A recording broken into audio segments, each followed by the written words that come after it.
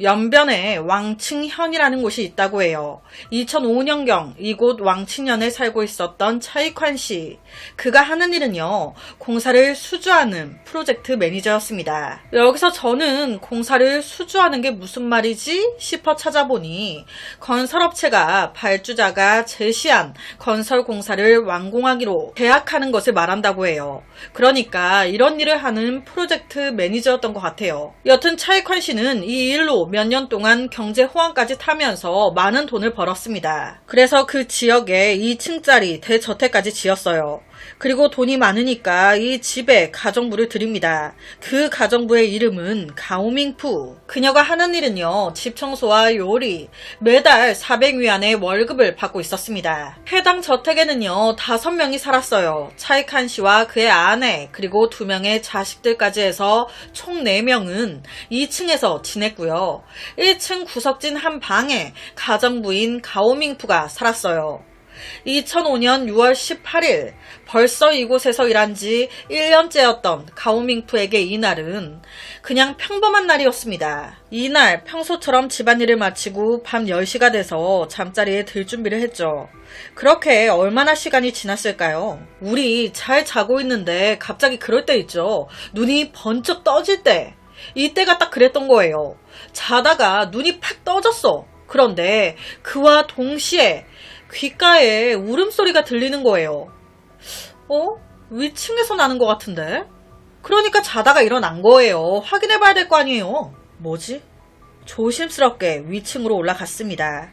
그렇게 2층 계단 끝에 딱 다다랐을 때 그녀는요, 눈앞에 펼쳐진 광경에 그대로 얼어버렸습니다. 아니, 차익환 씨 부부가 막 피를 흘리면서 쓰러져 있어.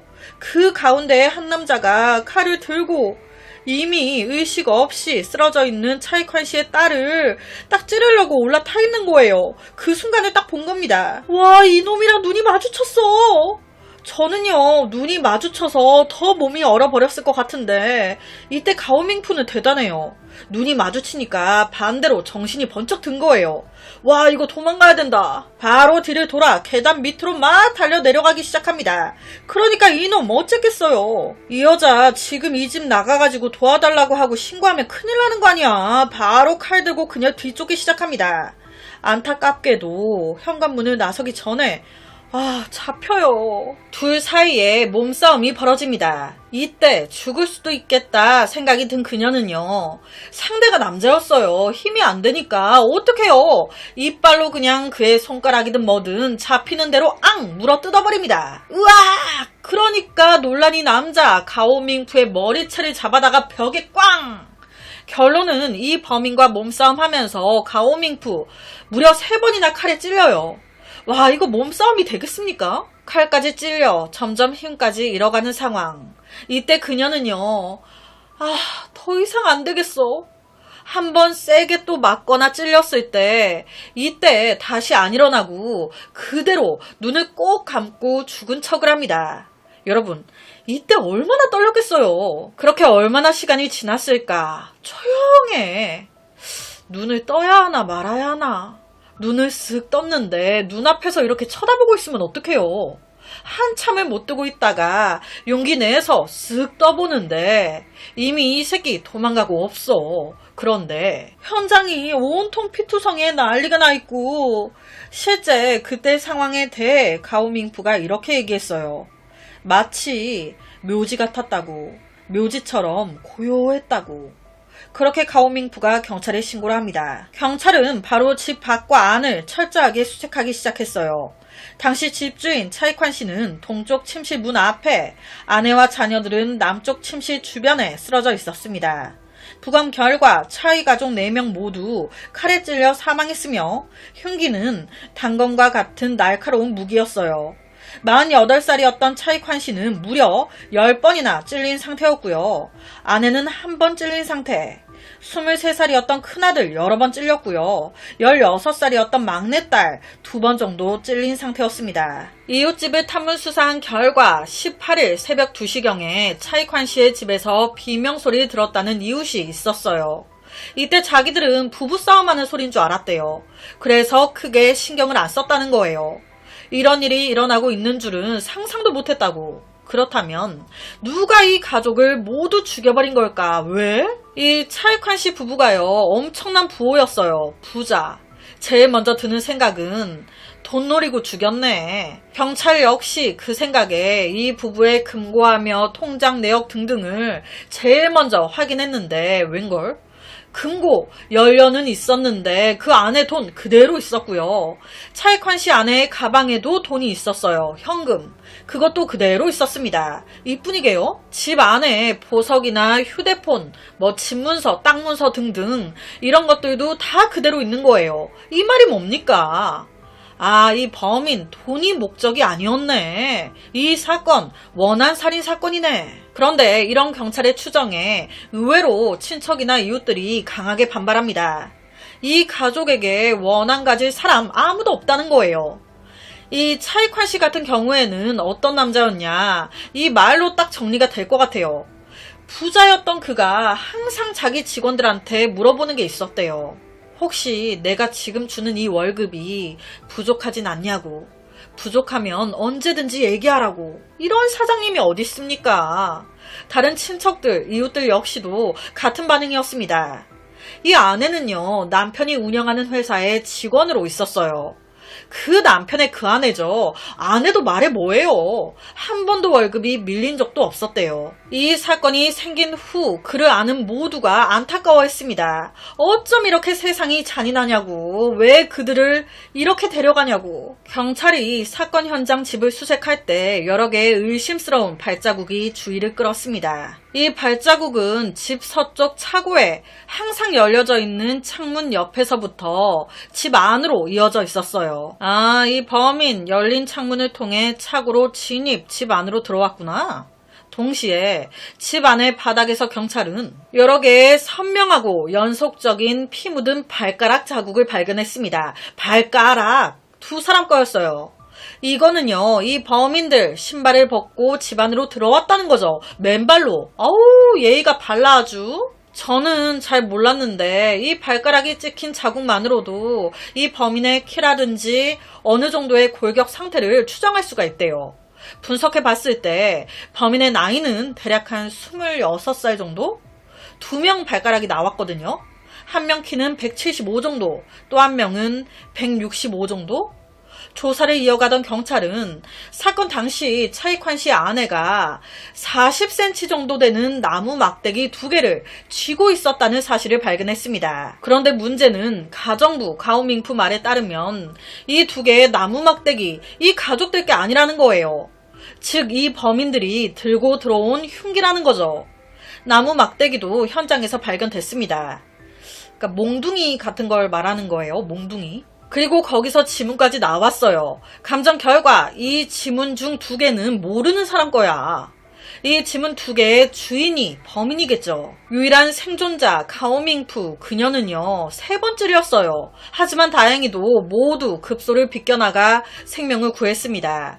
어느 정도 회복하면서 그녀는 경찰에게 굉장히 많은 단서를 제공했습니다. 아니, 유일하게 범인을 본 사람이에요. 얼굴 기억할 거 아니야.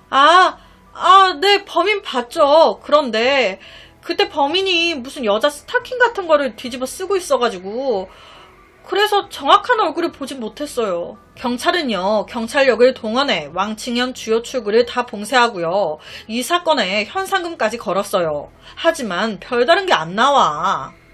이 사건에는요, 조금 특이한 점이 있었습니다. 범인이 도망을 갔잖아요.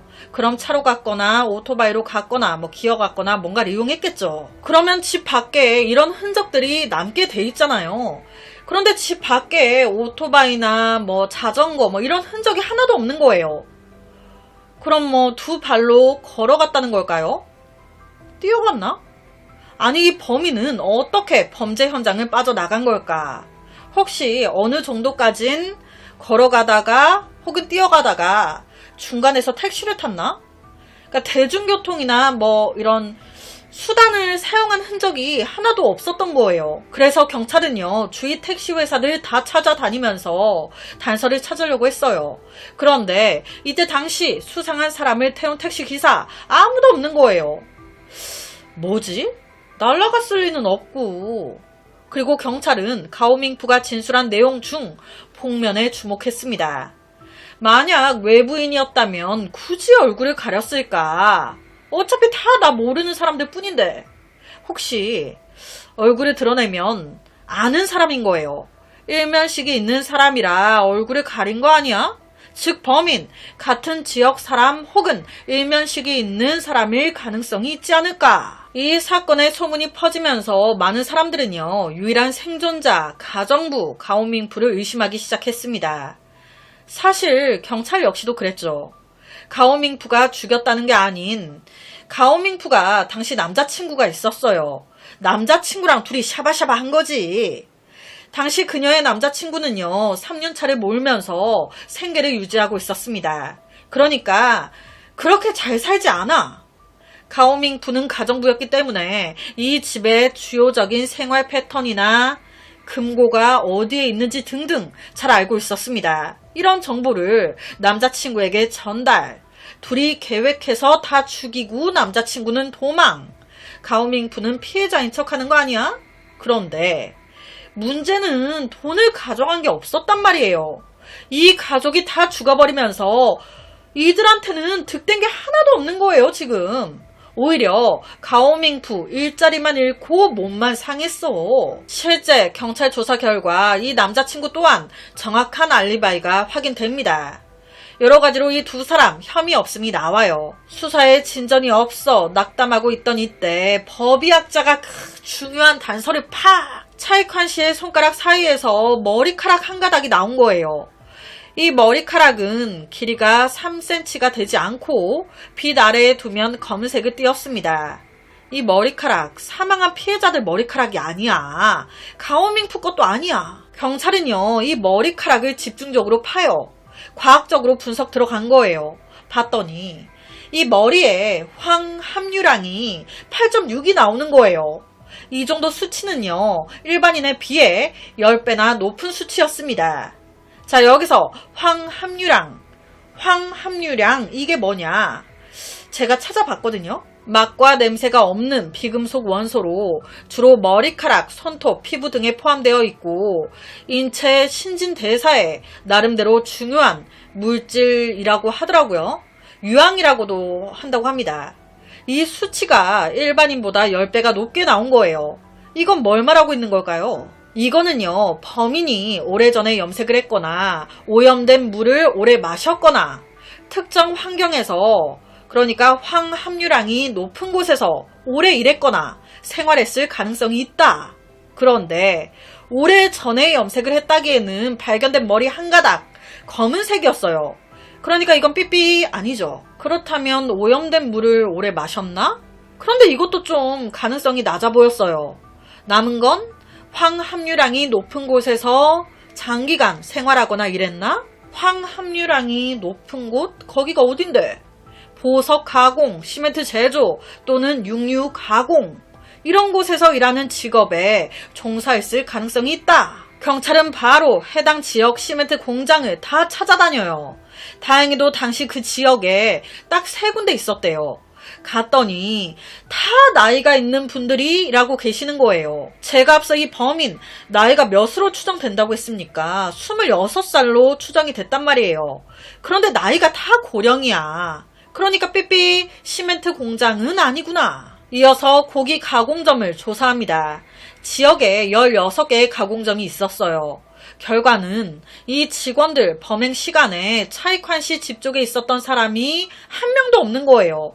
다 자고 있었네, 그 시간에. 자, 이제 남은 건 보석 가공점 뿐이죠. 이곳에는 총 21개의 보석 가공점이 있었습니다. 경찰은요, 손님으로 변장해 이 보석 가공점 사이를 드나들었어요. 손님인 척하면서 가공점 주인, 직원, 주변 이웃들과 막 수다를 떨었습니다. 그 결과 노력은 배신 안 하죠. 중요한 단서를 얻게 됩니다. 아니, 요새 통 왕씨가 안 보이대? 아예 출근을 안 하고 있는 것 같던데? 무슨 일이 있나? 어라? 왕씨? 사라진 남자의 이름은 왕보웨이, 지역의 한 보석 가공점의 직원이었습니다. 그런데 사라진 사람은 그뿐만이 아니었어요. 매일같이 그가 일하는 가공점을 찾아오던 텐즈원이라는 남자도 덩달아 같이 안 보이기 시작했다는 거예요. 딱 봐도 이 둘 겁나 친해 보였다고. 경찰은요, 혹시나 하는 마음에 이 왕보웨이가 일했던 가공점에서 그의 지문을 채취합니다. 그리고 몽둥이, 현장에서 발견된 나무 막대기에서 지문 2개 나왔었잖아요. 그거 대조 들어가요. 결과는 와, 딱 때려 맞네? 네 지문이네. 경찰은요, 이 왕보웨이를 조사하는 와중에 또 하나 결정적인 단서를 알게 됩니다. 지금 왕보웨이 플러스 그와 친했던 텐즈원도 사라졌는데 이 텐즈원과 또 밀접한 관계에 있었던 남성 순즈차오도 사라졌다는 거예요. 뭔가 들어온 느낌이 싹 들죠. 경찰은요, 바로 이 3명을 추적하기 시작합니다. 그 결과 제일 먼저 잡힌 놈은 순즈차오였어요. 이 놈을 딱 잡았을 때 이놈 도망가려고 준비하고 있었대요.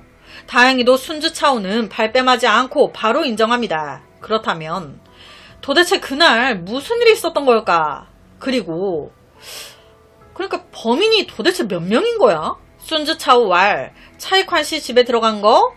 왕보웨이, 텐즈원, 순즈차오, 자기네들 셋이 계획한 거라는 거예요. 이 사건에는요, 한 명 더 공범이 있었어요. 바로 텐즈원의 아내가 밖에서 망을 봐주고 있었다고. 그럼 도대체 왜? 돈도 안 가져갔어요. 도대체 왜 죽였냐고. 시간은 2005년 5월로 거슬러 올라갑니다. 범인인 텐즈원, 왕보웨이, 순즈차오, 이 3명은요, 모두 백수였어요. 5월 초에 서로 알게 된 후 이 셋은 급속도로 친해졌습니다. 이들은요, 다 질이 안 좋았어요. 이런 놈들이 모여 제대로 된 정상적인 얘기들을 했겠습니까?